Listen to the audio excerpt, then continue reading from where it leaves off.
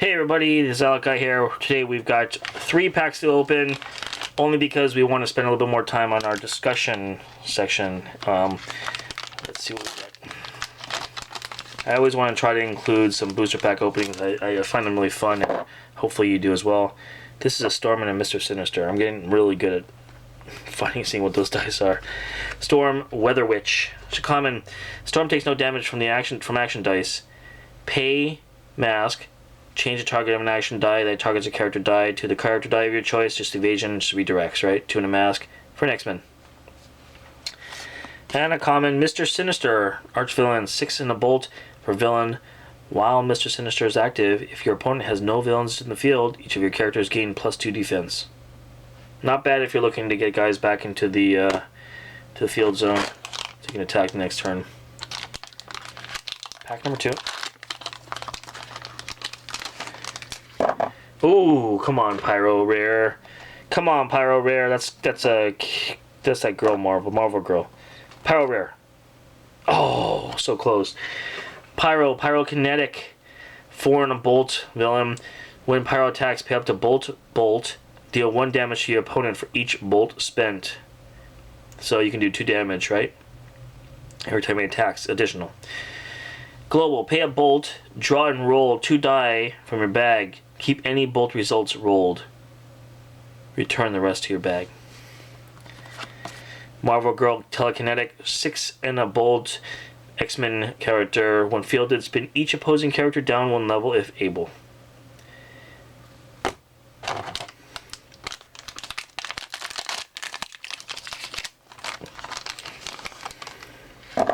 That's Angel and... Oh, what was this guy again? Gosh, I just pulled him too. Oh, I can't remember. We'll find out right now. Bam. There's Angel flying high. When Angel attacks, all other shield characters must be blocked before Angel dice can be blocked. So he again has what's called evasion. So everybody else is going to get knocked out. Hopefully he stays and he gets through with his damage. 3 in a shield for an X-Men character. Flying high. Uncommon. Bishop. It's Bishop, that's right. I keep forgetting that because he's kind of... I'm not a fan. 5 in a shield for an X-Men Bishop Omega Squad. Bishop cannot be damaged by bolt characters. Not the greatest. Anyways, that's it for now. Just wanted to open a few packs there, and let's get to the next part discussion. Thanks. How's it going, everybody? This is Alakai coming to you with another DiceMasters video. Ever since I started the game, I've always been wondering about storage solutions. It's kind of great to have these awesome cards, and in Magic they have it covered, right? You have deck boxes all over the place. You have dual deck boxes. You have these giant boxes all over the place, and it's kind of convenient and it's easy to use. You carry around a little dice bag and you're ready to go. But for DiceMasters, we have a different problem, don't we? That I was soon to find out how bad it was, or I guess how fun it is to have these different pieces. Now, I know a lot of people play different types of games, like these little, like these Warhammer games and whatnot. They have all kinds of other problems, right? Like the hero clickers and whatnot. And I'm also into X-Wing, so we also have a different type of concern. We have these big tackle boxes and whatnot that we carry around. But DiceMasters, we wanted to find something a little easier. My requirements were that, number 1, I wanted to have latches on my box. I did not want it to be just a simple push close or snap close. It had to have some kind of mechanical piece in order to hold the covers down. The reason for this is because I've heard that the dice, when you put a lot of them inside of a tackle box, they tend to open up. They tend to open with the closures. They're too heavy when placed upside down or push too much pressure on. So I need to have something that snaps. Number 2, I need to have a lot of little pockets in order to hold what I want to be the whole set. So I wanted one enclosure to hold all of Uncanny, and another one to hold all of AVX. Eventually D&D and I don't know, Yu-Gi-Oh, and maybe even another expansion for DiceMasters. And I've been looking through the forums. I've been looking around. I've been seeing people carrying it around. I went to a tournament, like I said, not too long ago, and we had some great solutions there. I'm going to try to bring some of those to you in the future, some different ideas. But I have been going to all these crafting stores looking for my perfect box, what I'm looking for, so I can carry it around and I can be convenient, I can hold everything together. The sad part is I used to carry all of my dice inside of a Fat Pack box. For those of you who don't know, it's just a box that's just like this. And I used to throw all my dice in the bottom there, and the cover, you know, comes off, and you just put the cover on, and it was just a giant pile of dice. Well, that wasn't so convenient the other day when I was trying to actually make a team at the store, because I was sitting there hunting for dice, trying to find out what I had. And it also doesn't make it very convenient to trade, because I don't know what I need. I don't know what I've got. So it's nice to have a convenient, organized way to find your dice when you need them. And I think that I've got it now. So now it's time for me to bring you a video. I got this. This is available at Michael's. It's a arts and crafts store. It's from Bead Landing, and it is for beads, storage container, and it's a box. It comes with little tweezers and little funny little things for beaders and all that kind of stuff, but I'm not using it for that. Here's why I like it. Number one, they have 32 of these little boxes here. Each one of these boxes holds, I think I could probably get 5 dice in there, but no matter what, it holds 4. And then close. What I do is I actually put the dice, the boxes in with the latch on the bottom so that I can see through, and I try to make sure I have a symbol of the guy that's in there, little character dies popping through, and here you can see it's Ant-Man. Okay. For some other dice, you do have these little ones, these little containers. These fit all over the place, but the unfortunate part about these is that they're just a millimeter too small.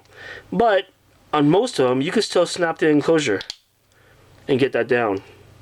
And then your dice are really secure in there. You're only going to get 4 in there. Okay?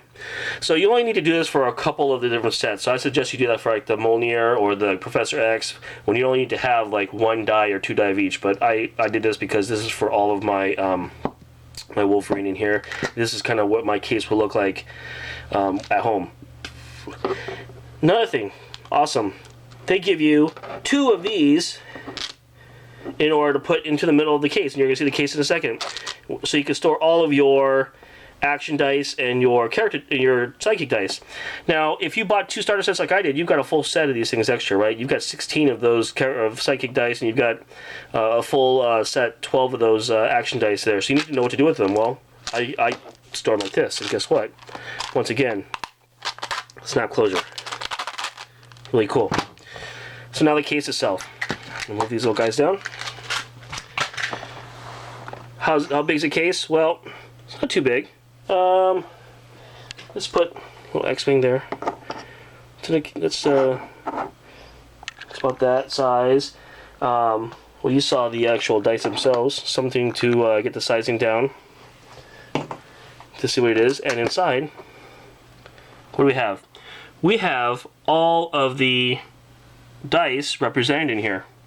All of them. Now what I did was I'm actually going to try to color code them in here, because I'm not going to have an alphabetical listing, but maybe I could stick something on the top here that will show all the listing and everything. I'm looking for a list of all the names and the icons of the characters. And here's a good view. You can see all the different guys. Now again, what I did with this is I put the latch side facing down so that I get a clean view inside, and I put all the, at least one of the icons on top. And then what I do is I just go and I take my pack, fits in there. By the way, you get 2 of these. You get 2 of those things right there. Stick your dice in there. Here's my enclosures.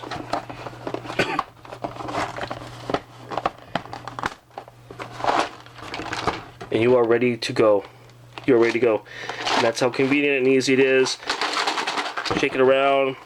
Here's another thing you could do, but I chose actually not to do it, is that you could actually stick your cards in the middle there.